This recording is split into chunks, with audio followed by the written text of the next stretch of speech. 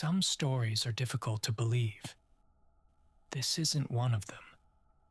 The difficult part is believing what happened after.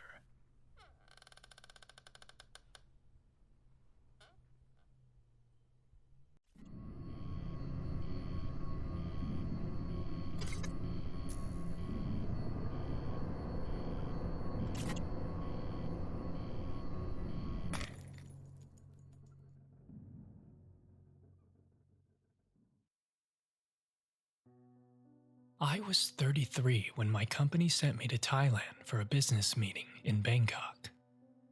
I ended up spending a month there, helping with partnership negotiations and relationship building meetings.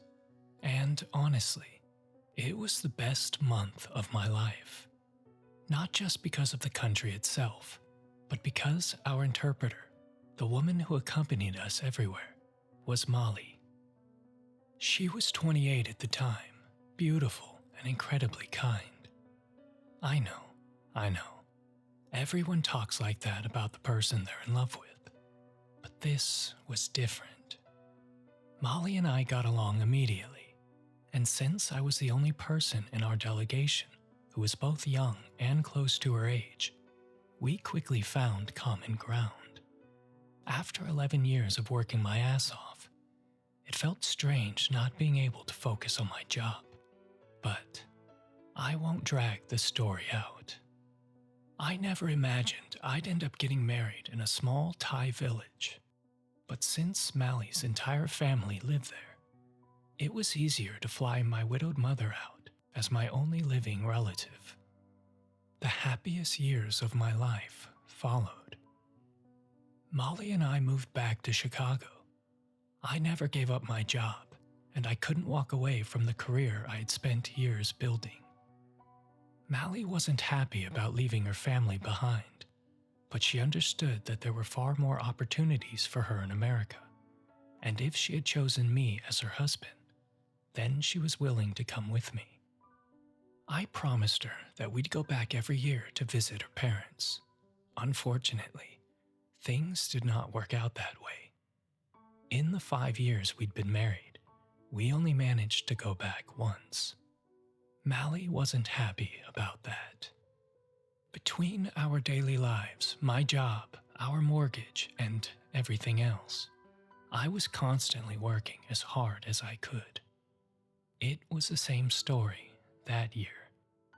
The company was expanding into Detroit, and I had to travel there every week to inspect the construction sites and oversee the work being done. Because of that, there was no way we were going back to Thailand that spring. And I know, it sounds terrible, but there really wasn't anything I could do. I know I shouldn't have neglected my wife, but so many people were depending on me. So, in the middle of November, I sat Molly down and told her we wouldn't be able to visit her parents that spring. You could probably guess how she took it. She didn't yell, she didn't throw things. She wasn't visibly angry. She was sad, disappointed, and somehow that hurt far more than if she had thrown a pot at my head. I felt like absolute shit for days afterward, while Molly became completely distant toward me. At first, I figured she'd forgive me eventually, but days passed and she stayed just as distant. Then an entire week went by. That's when I finally realized that my life couldn't revolve around my work forever. I needed to make more time for my wife. So, I started planning something for us once a week. If I couldn't take her back to her hometown for weeks at a time, then at least I could make sure she didn't feel so alone here. And that's how we ended up at that little Thai restaurant. I honestly don't even remember where I found it, but I knew Molly would love the authentic Thai atmosphere, and the reviews were excellent.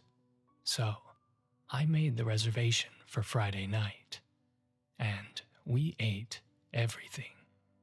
Well, I should say, I tried everything Molly recommended. I had no idea what half of it was. Some of the meat dishes were so spicy, they felt like they were burning my lips off. And without giving it a second thought, I accepted every recommendation Molly made. By the time we headed home, I already knew the ride back was going to be rough.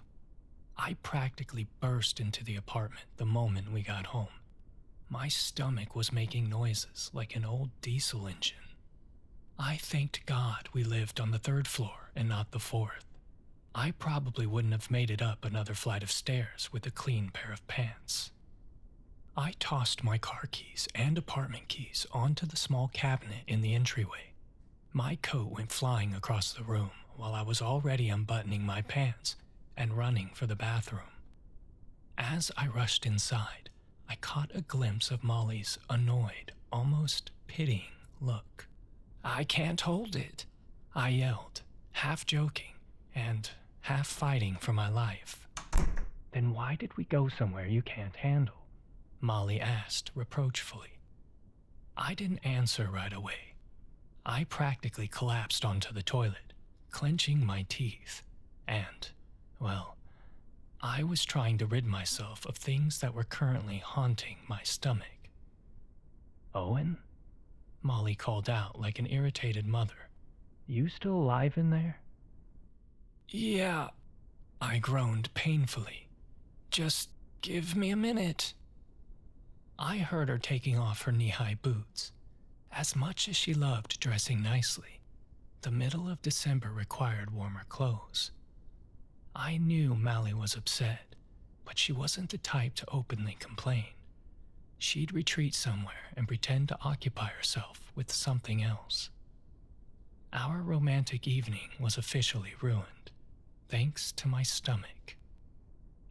For fuck's sake," Molly cursed.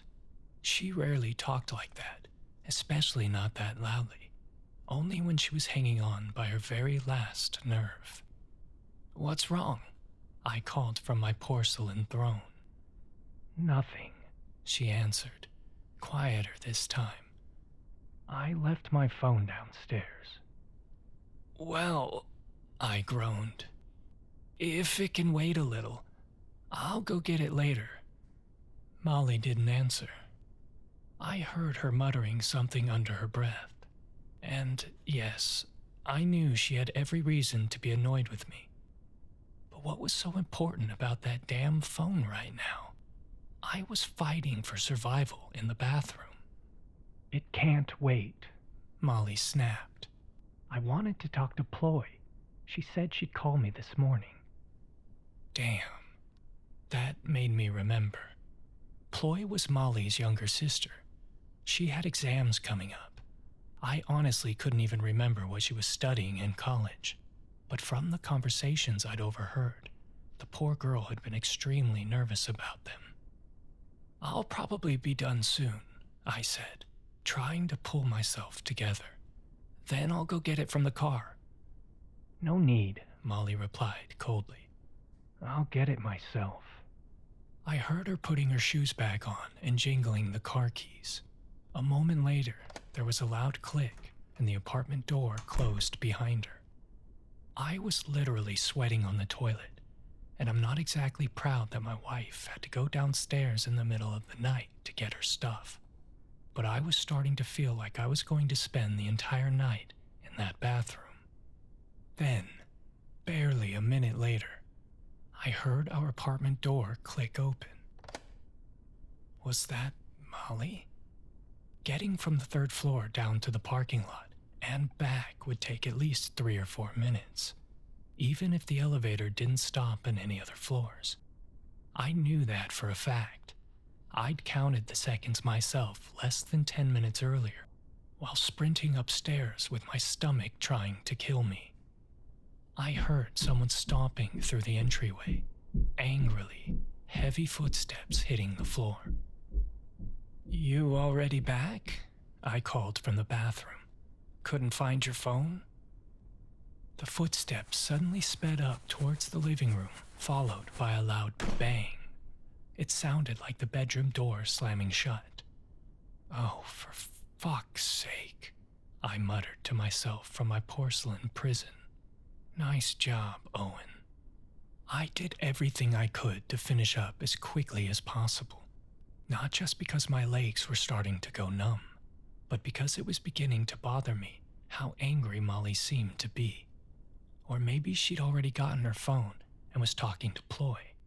Maybe that's why she wasn't answering.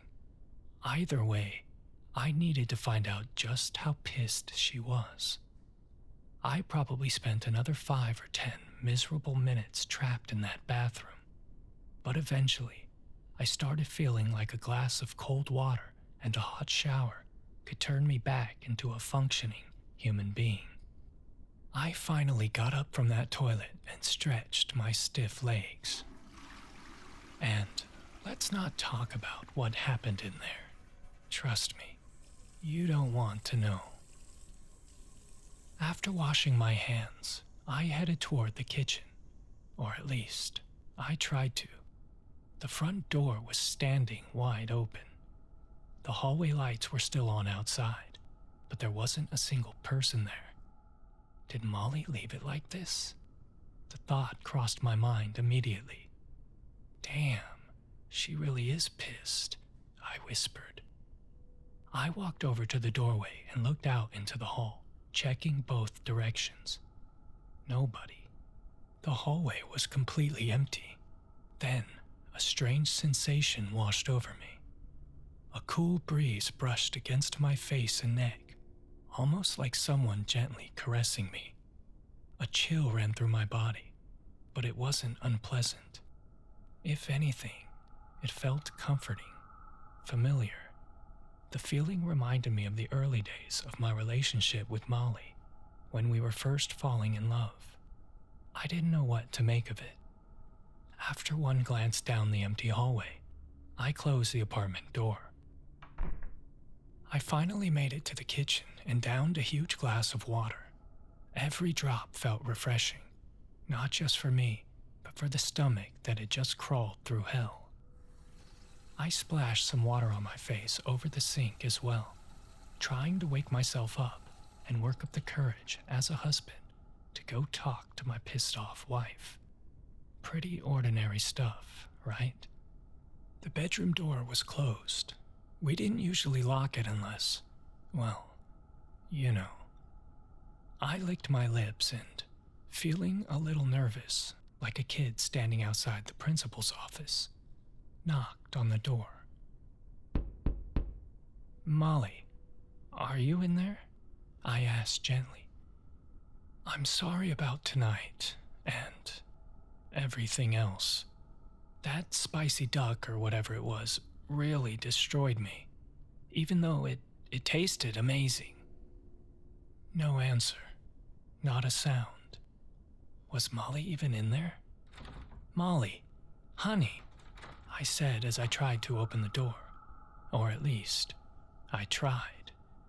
The door wouldn't budge. The handle moved slightly, but I couldn't get it open. What the hell? I stared at the closed door in surprise. Was Molly really that angry? Was she locking me out of our bedroom? Molly, are you in there? I asked, my voice becoming tense. Are you seriously locking me out? Everything okay? Again, nothing. I was starting to get irritated. There had been times when she'd gotten upset and refused to talk to me for a couple of days, but at least I'd still see her. Now we'd reached the point where I couldn't even get into my own bedroom. Was this the end of my marriage? For fuck's sake, I muttered quietly so she wouldn't hear me. Annoyed, I walked away from the locked bedroom door. Maybe it was better if I gave her some space. If she had time to think things over, she'd realize I hadn't done it on purpose. And I really was trying. At least a little. I couldn't think of anything else to do. After what I'd just gone through in the bathroom, a shower sounded like a good idea. Maybe by the time I got out, Molly would have calmed down too. A hot shower can work wonders. I'd even go as far as saying my body had almost forgotten the agony I'd gone through half an hour earlier because of the Thai food. Luckily, our walk-in closet connected to my home office, so I wasn't left without a change of clothes. To be honest, I didn't even try to coax Molly out of the bedroom. I'd talk to her after I was dressed and back in something comfortable. By the time I'd showered, gotten dressed, and cleaned myself up, nearly 40 minutes had passed since we'd gotten home. Midnight was creeping closer, and the bedroom door was still closed. There was only one thing left to do: flush the rabbit out of its hole. Molly, sweetheart, please, let's not do this tonight. I knocked gently on the bedroom door again. Say something. I'm starting to worry about you. Nothing. No response at all. The room sounded completely empty. But if it was empty, where was Molly? Molly? I asked, panic beginning to creep into my voice. Molly, are you in there? Say something. Not a sound. Had she fallen asleep? Or was something wrong?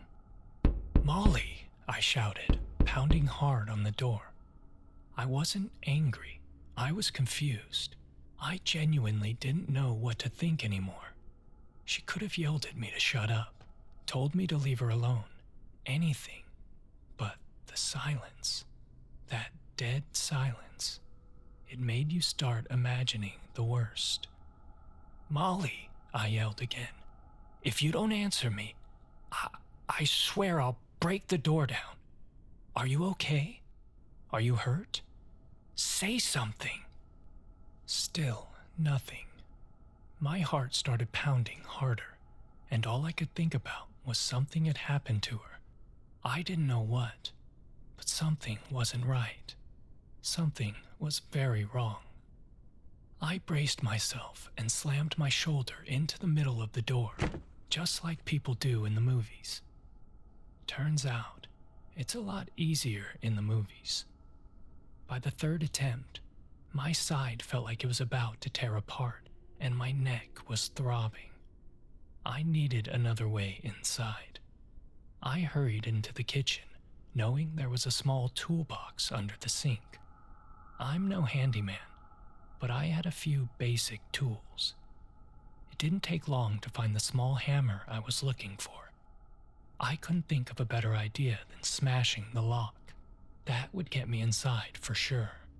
And if Molly needed an ambulance or anything else, I could help her. But I couldn't leave things like this. I needed to know she was okay. I brought the hammer down on the lock. It responded with a loud crack and splintering groan. But it didn't open. Motherfucker, I muttered. I swung again as hard as I could. There weren't many neighbors around, thankfully, but at that point, I didn't care whether they heard me or not. I had to get into that bedroom. I kept hammering at the door like a lunatic. Finally, something gave way. The lock snapped open. The door opened only a crack, and I stood there for a moment, feeling oddly victorious. Molly, are you okay? I asked as I pushed the door wider with the hammer. For some reason, the bedroom immediately gave me a bad feeling. At first, I couldn't figure out why. Then I realized the room was dark, completely dark. From the little bit of light spilling in from the living room, I could see that every blind was shut. The curtains were drawn tight. Everything else looked perfectly normal. Molly? I called softly into the darkness. No answer. I didn't dare walk straight into the room. Instead, I reached along the wall, searching for the light switch. I found it. Nothing happened. What the hell? I muttered, squinting up at the ceiling. The chandelier was gone. The wire still hung from above, but it looked like someone had ripped the entire fixture out of the ceiling. How? Even I needed a chair to reach it whenever I changed a bulb. I looked down. The shattered remains of the chandelier were scattered across the floor. Had it somehow fallen? "Who's in here?" I asked, my voice hardening. "Oh." A quiet voice answered. It was Molly, and yet it wasn't. I recognized her voice instantly, but something about it felt wrong, as if it was Molly, or something that knew how Molly sounded. "Molly? Honey, is that you?" I asked cautiously. "Come here," Molly said. Her voice sounded as though she was on the verge of tears. "Come to bed, please." I looked toward the bed. There was nobody there. The bed was neatly made exactly the way we'd left it that morning. "Here," she said again. "Come to bed." That's when I realized the voice wasn't coming from the bed. It was coming from underneath it. A chill ran down my spine. What the hell was under there? Something was talking to me in Molly's voice, but I couldn't honestly say it was her. And yet, something inside me wanted to move closer. I stepped into the darkness. The light from the living room stretched my shadow across the floor behind me as I cautiously approached the bed, keeping a safe distance. "Molly? Are you under there?" I asked quietly. I didn't dare bend down and look. I tightened my grip on the hammer and felt sweat coating my palm. "Owen, sweetheart," Molly's voice continued, almost seductively now. "Come here." I stared at the bed. My mouth had gone dry. My mind felt empty. Every sense was on high alert. The hairs on my arms stood up. Then I saw it. Near one of the bedposts. At first, it looked like a thick black braid. Dense, sticky, slowly sliding beneath the bed as if someone were pulling it. At the same time, I heard something scratching. Softly at first, then faster, louder, like a dog desperately trying to dig its way out from behind a door. I swallowed hard and took a step backward. The hammer felt glued to my hand. I said, come here. The voice from under the bed snapped. It sounded like Molly, and something else. A second voice mixed with hers. "What the fuck?" I whispered, backing toward the doorway. But that was only the beginning. A long, thin hand appeared near a corner of the headboard. It slowly crawled out and wrapped itself around one of the bed legs. Then, another hand emerged near the middle of the bed, twisted, bent, with far too many fingers. Its nails scraped across the hardwood floor. Then, a third arm appeared, a fourth, long, thin, wrong. They rose up over the far side of the bed and slammed down onto the neatly arranged blankets. For a second, I froze. My mind couldn't process what I was seeing. Then, survival instincts took over. I backed out of the room as fast as I could. I pulled the bedroom door shut behind me, even though I knew it probably wouldn't accomplish a damn thing. I kept retreating until I reached the light of the living room, breathing hard, still clutching the hammer, as if that piece of metal could somehow protect me from whatever was hiding in that bedroom. I just stood there, frozen, staring at the half-open bedroom door from across the room. My hands were shaking. I thought I might pass out. What the fuck was in there? Where was Molly? What had happened to her?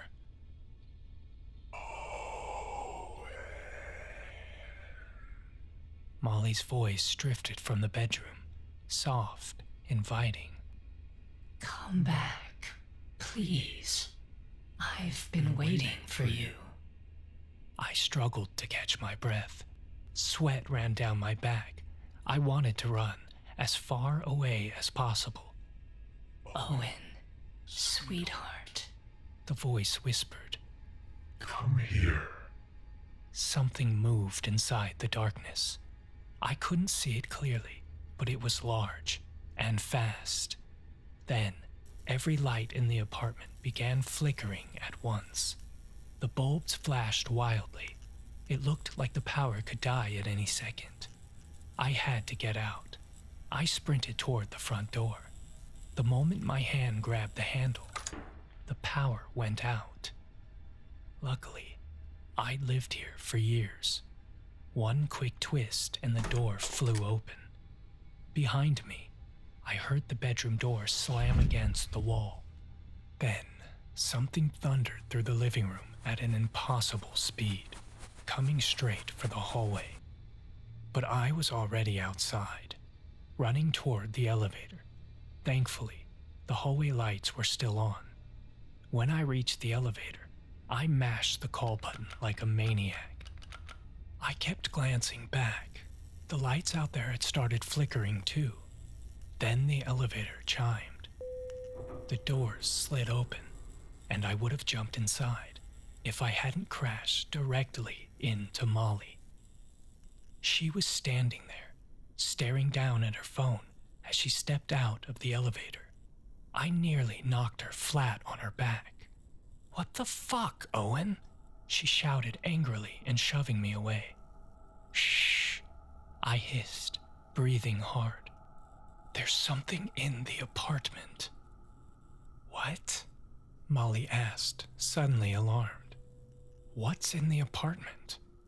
"I don't know," I said, my voice on the verge of breaking. "But it sounds like you." A strange expression flashed across Molly's face. Something I can't properly describe. Something I can't explain.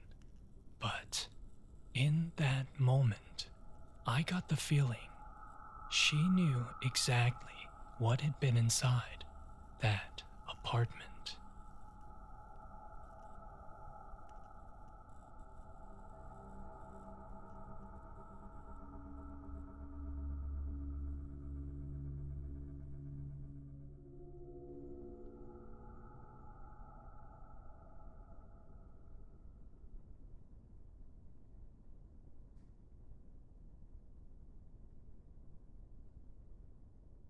If you enjoyed tonight's story, don't forget to like and subscribe for more true horror every week.